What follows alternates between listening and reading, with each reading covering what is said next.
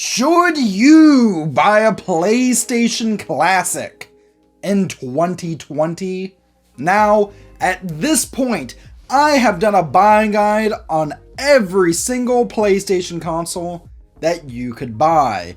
Every main one anyways. That's right, the PlayStation 1, the PS2, the PS3, ow, that hurt, the PS4, the PSP, and the PS Vita, the latter two of which I actually did with my fiance.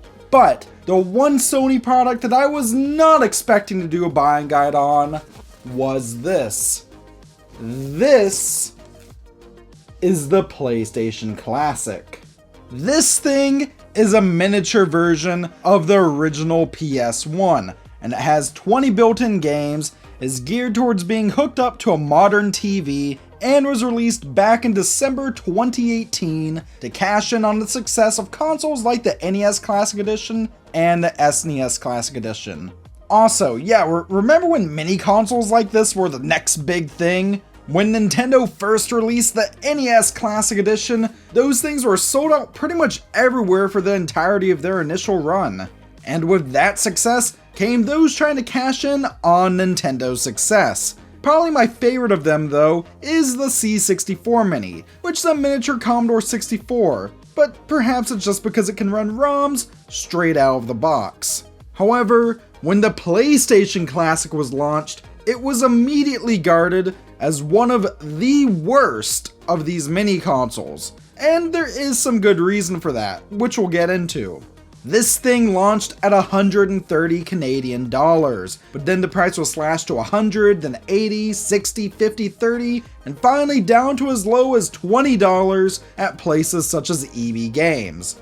So with all of that in mind, and also keeping in mind how massively popular the PlayStation brand is, I have to ask, why did this thing fail? Why did a strong community sprout up around it regardless? And is it worth buying in 2020? Well, that's what we're finding out in today's buying guide. That's right, this is Stuff We Play, home of everything weird and retro. And today we're diving into the hardware, software, and modding experience of the PlayStation Classic.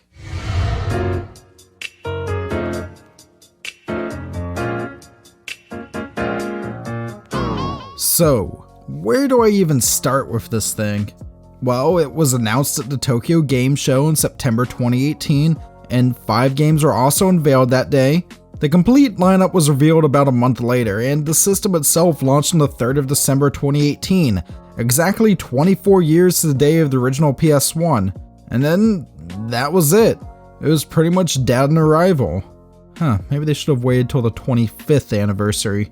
Anyways, I mean, there were complaints about the library, and we will get into that in a bit, and initial impressions from critics were lukewarm at best. But surely the PlayStation name is big enough that this thing should have been flying off of shelves, right? Well, actually, no. I remember going into a Best Buy at launch and seeing literal piles of these things, due to a combination of having a so-so games library and some games not even running properly, and news spreading quickly about such things in the era of the internet. People ended up avoiding this thing like the plague. It seemed like the only people who were actually buying these things were either modders with disposable income, or YouTubers wanting that sweet, sweet Christmas time ad revenue. And to them I say, well played. But let's be real here. The original PlayStation is an incredible console that many people have nostalgia for. But it seems that nostalgia alone is enough to sell something that was viewed as a lackluster product by the masses. But I guess that raises the question, is the PlayStation Classic actually a lackluster product? Well, I mean, physically speaking, no. The PS Classic is a beautifully done replica of the original unit that I think looks fantastic on a shelf. It's apparently 80% smaller than the original PS1, and we can see that by putting it next to an actual PS1. The console itself contains slots that are intended for USB controllers on the front, nice rubber feet on the bottom to keep it from sliding around, and on the back, there's a port for a micro USB power cable and an HDMI out port, as this thing does output at 720p. On top of the console, we see there's a power button, a menu button for returning to the main menu from the game, and a disc swap button that mimics changing discs for multi-disc games such as Final Fantasy VII. There's also detailing that makes it look like there should be a mini disc slot or something, but no, it's just for show, and that's fine.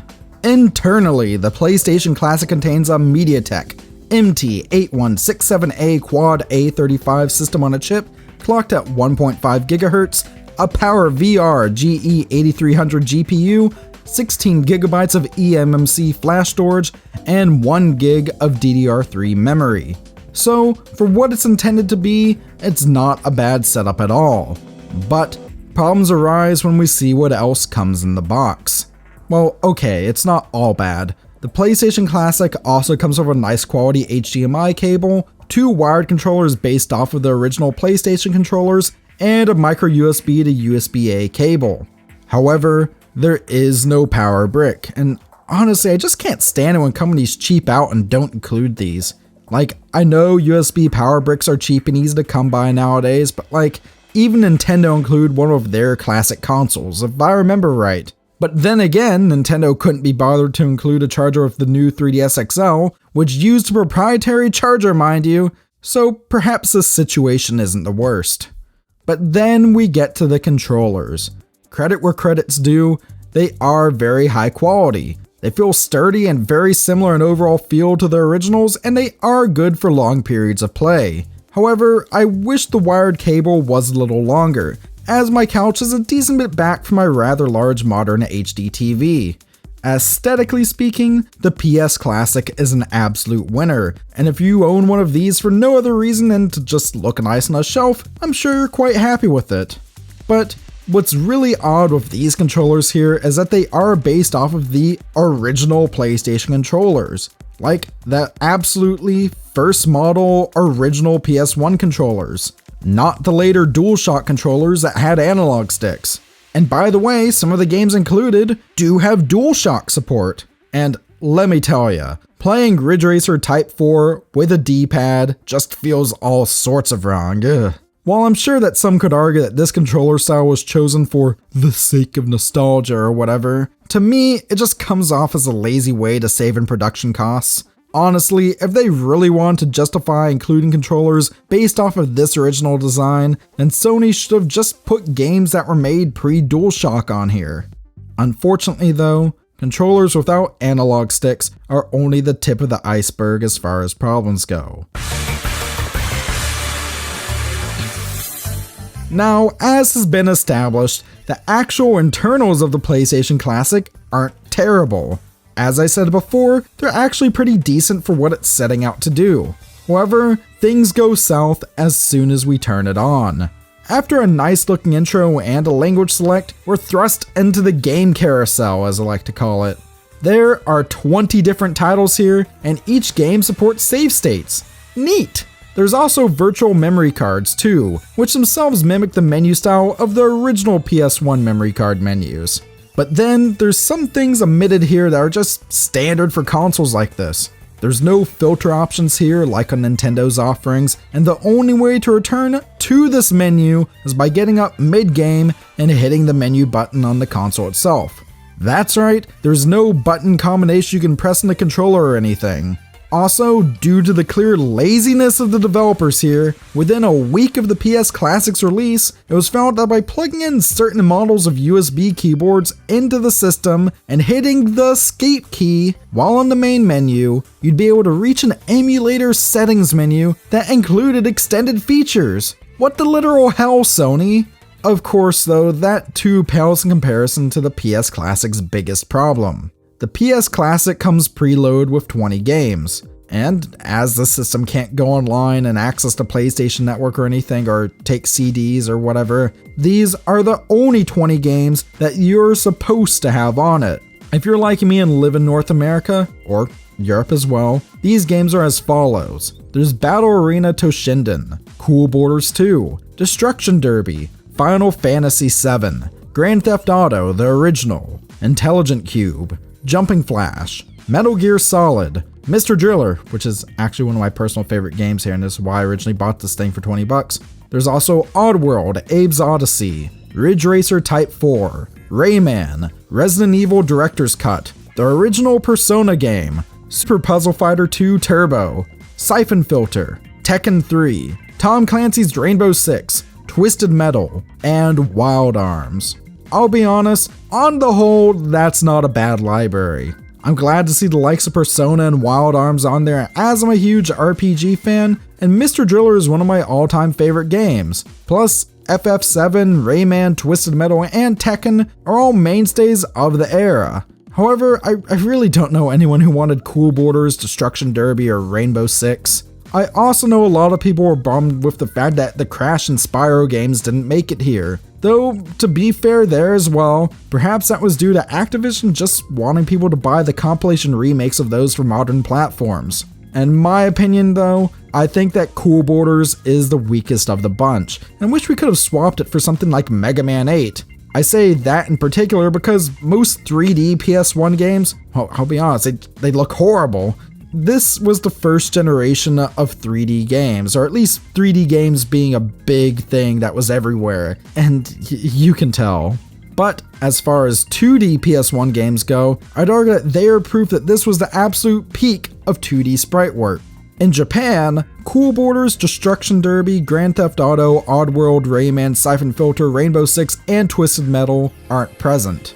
Instead, Japan got Arc the Lad 1 and 2, Armored Core, G Darius, Gradius Gaiden, Parasite Eve, Saga Frontier, and Devil Dice. You know, maybe this is just because I'm a huge shoot-'em-up fan and also because Saga Frontier looks awesome, but I'd argue that Japan got the better library here. Even if we weren't talking about libraries, I think in general the Japanese version of the system is better, and that's because, in North America at least, not all of the games run properly. The reason for that is because, of 20 titles, 9 of them are PAL European versions of these games. You see, the issue with that is that North American NTSC games run at 60Hz, while PAL games run at 50Hz, meaning that these 9 games run a bit slower than they should. As such, games such as Tekken, a fighting game reliant on the precise timing of inputs against opponents, are pretty much unplayable for seasoned North American players. Even if you're a more casual player who feels like this wouldn't bother them much, I think it can be agreed upon that this shows a lack of quality control on Sony's part. So, usually at this point in a buying guide, I'd go over some choice titles available for a platform and give my brief thoughts on them. However, due to some of these issues, I only feel comfortable giving my thoughts on 11 out of these 20 games. As such, the 9 games I will not be going over here are Battle Arena Toshinden, Cool Borders 2, Destruction Derby, Grand Theft Auto, Jumping Flash, Oddworld, Resident Evil, and Rainbow Six, as all of those are PAL versions. And that's a shame too, as I actually quite enjoy playing Jumping Flash, when it's running at the correct speed anyways. So let's start with Final Fantasy VII, a game that I'd call a quintessential RPG for really any fan of the genre, even if I prefer FF9 over it. It's well worth playing even today, especially if you've never played it and are excited about the remake and want to see what all the original hype was about.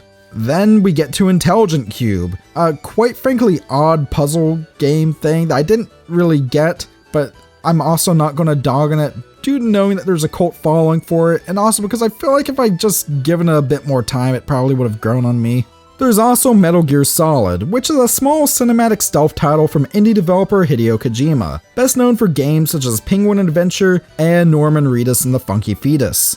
Seriously though, MGS is one of Konami and Kojima's defining titles, and though it's not as refined as later entries in the series, it's a game that I at the very least greatly appreciate being included here. Now, let's see, there's also Mr. Driller, which is an awesome arcadey puzzle game that's like Dig Dug except better. Seriously, enough said. There's Ridge Racer 4, which is my all-time favorite PS1 racing title, though unfortunately the really cool demo disc that came with the original game isn't here. That version even had a partial remake of Ridge Racer 1 called Ridge Racer Turbo Mode that ran at a smooth 60 frames per second and was really just a great bonus inclusion that I wish was here. Also, as I said before, this game just feels like garbage with the D-pad, and is proof that the PS Classic needed DualShock controllers. There's also Rayman, a really charming little platformer from Ubisoft which I absolutely adore, and also fun fact, it was originally an Atari Jaguar title. No matter how you play it though, it's great fun. There's Revelations Persona, also known as Persona 1, which is perhaps the most unstylish of all of the Persona games, but honestly it has some very cool features such as fully 3D dungeons that remind me of the original Phantasy Star. It's a really unique but weird RPG that I'm glad is here because it's not really a game I see a lot of people talk about nowadays. It's not a game that's aged particularly gracefully, but damn it, it's one I'm glad is here. We have Super Puzzle Fighter 2 Turbo, which despite not being a game I would have included on this list of 20 games, is actually a really fun puzzle game that's quite fun with friends especially. I actually really love this one and found myself sinking hours into it. I'd well recommend playing it, though, like Mr. Driller, another game that I love, it isn't really something that I think would sell most people on a PS Classic. Let's see, there's also Siphon Filter, which is a third-person shooter that I didn't care for. There's Twisted Metal, which is a fun destructive driving game that's, well, really it's mostly just enjoyable in short bursts. That's actually kind of disappointing because I remember being able to sink hours upon hours into it with friends as a kid. I'm really not sure why I can't anymore. Finally, there's Wild Arms. This is a Western-themed RPG, which is an absolute must-play for really any fan of the genre. Seriously, if there's one genre of game that the PS Classic gets absolutely right, it's RPGs. Now, if only we got Grandia on there. Oh, and you know, games are all from the correct region. Seriously, the fact that nearly half of the games on here are PAL releases, it's just stunningly incompetent, and it's pretty much what killed the PS Classic from launch. I mean, sure, stuff such as the lack of DualShock controllers and the inclusion of schlock such as cool borders didn't help, but this issue alone really showed the lack of care and polish that was put into this product. I mean, really, if this was all the system had to offer, I'd say it'd be an easy thing to pass on. But thankfully, there's also an easy way to open up a PS Classic and make it able to do much, much more.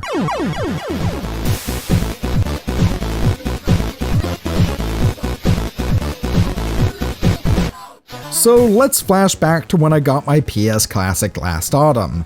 I knew I was going to mod it eventually. However, I decided to avoid going through that process until I did this very video, because yeah, I've been planning this for a while.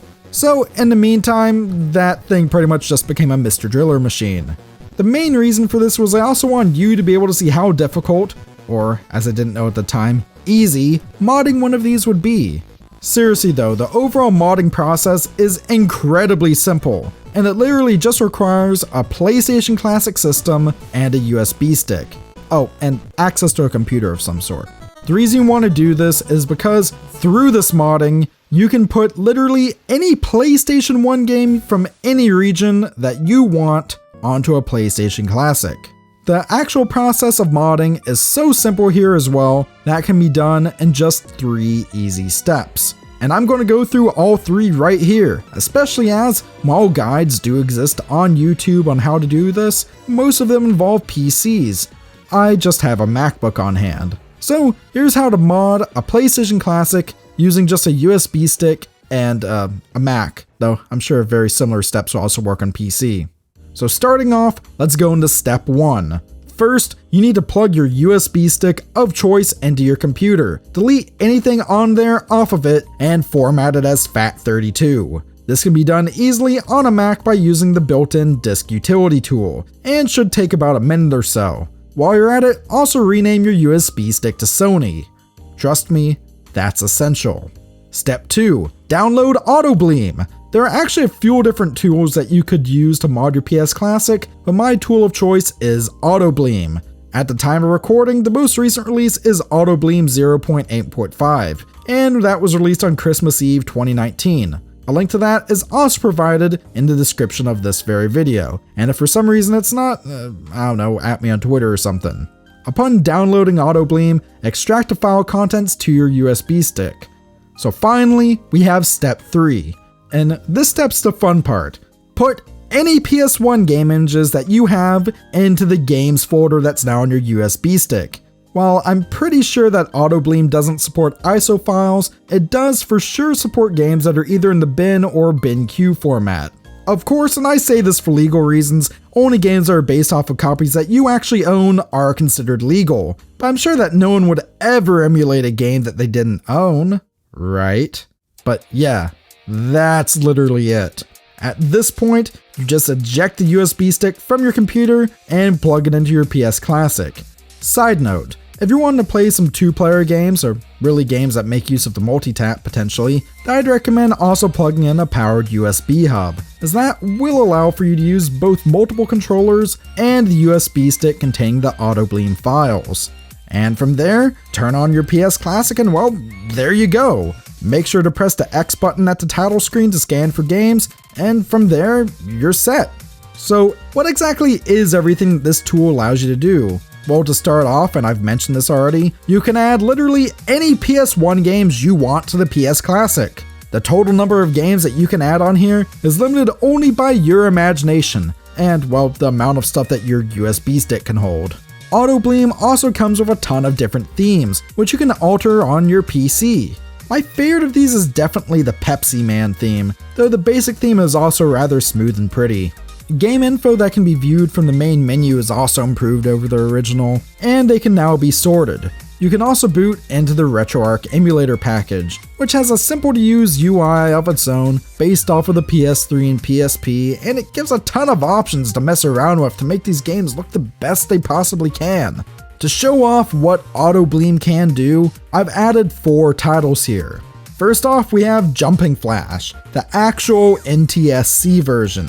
The only issue I had here, and this is an issue I've had with most games I've tried here, is that the game does stutter quite a bit during the opening cutscenes and at the title screen.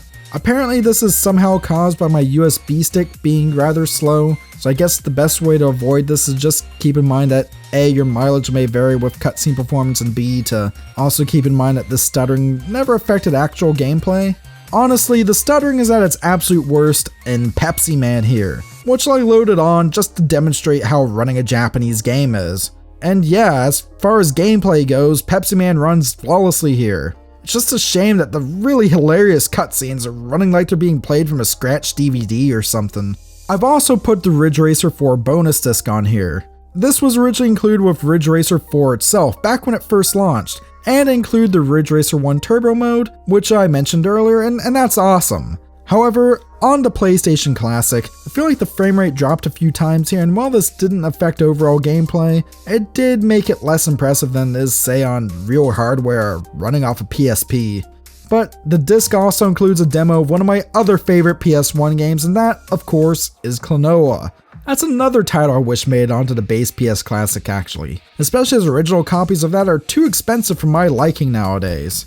And finally, we have another game that should have been on the PS Classic from the start, and that's Mega Man 8. Surprisingly here, the cutscenes actually run no problem. Of course, as well, like with other games too, the gameplay is just fantastic and super tight. As the original PlayStation controllers are just evolutions of the SNES pads, Mega Man himself just feels absolutely natural here. Putting these games on here are just as simple as plugging a USB stick into your computer and dragging the files into the game folder. So, Autobleem allows for more than just playing PS1 games. This tool opens up the entirety of the RetroArch emulation package to PS Classic owners. That means that you can play games ranging from the Game Boy Advance to the SNES, and even check out weird stuff such as the Pokémon Mini here. By the way, Togepi's Great Adventure is an absolute gem, and if you want to learn more about this weird console, check out the Golden Bolts video on it. RetroArch even has a host of filters to play around with, and just look at these two shots side by side. That's incredible. Though I have heard murmurings that the PS Classic isn't as good of an emulation box as, say, the SNES Classic, assuming that you have a modded SNES Classic. But at the same time, when I got mine, it was certainly way cheaper and easier to find than one of those. The cherry on top of this modded PS Classic sundae is that this newest version of Autobleem includes a Commodore Amiga emulator and a port of the shareware version of Doom. All of this, and it's running off a gray box that cost me $20 and has a cheap USB stick plugged into it. It all seems quite impressive, and that's because it is. Thus, it may seem odd then, that unless you can find one for the right price, I find the PS Classic a bit hard to recommend. I need to be honest here, the PlayStation Classic is only worth it if you can find it for under $35, maybe $40. But as of right now, there's only 2 places I can consistently find them, whether they be actually new or new old stock that's somehow gotten in the hands of third-party sellers. I can find these regularly at Best Buy, both online and in stores, but they want $70 for them. Your best bet then, if you really want one of these, is eBay. At the price of $30 to $35, I can absolutely recommend a PlayStation Classic, especially if you're going to mod it. So, what's my final thought on the PlayStation Classic? Well, as long as you're thinking about modding it and can find one for under $40 CAD, then it's an absolute must buy. But with that, that's it for today's buying guide on the PlayStation Classic. What buying guide should I do in the future? What are some of your PS1 or PlayStation Classic memories? And of course, most importantly, what's your favorite PlayStation 1 game? Let me know down in the comments section below. And while you're at it, why don't you subscribe to Stuff We Play for more great content like this. I'd also like to give a huge, massive thank you to some of my awesome patrons on Patreon. There we go. That, of course, is Justin Chipman, The Golden Bolt, Dylan Ola, and Robert and Abby Hornibrook. They are awesome, and if you'd also like to get your name shouted out and maybe get some behind the scenes content and whatnot, then feel free to check that out through the link in the description. So, thank you very much for watching. Stay classy, and I'll see you next time. Yeah. Alright, I'm probably going to go play some more of that Turbo mode and Ridge Racer under Ridge Racer 4 demo disc because that's awesome.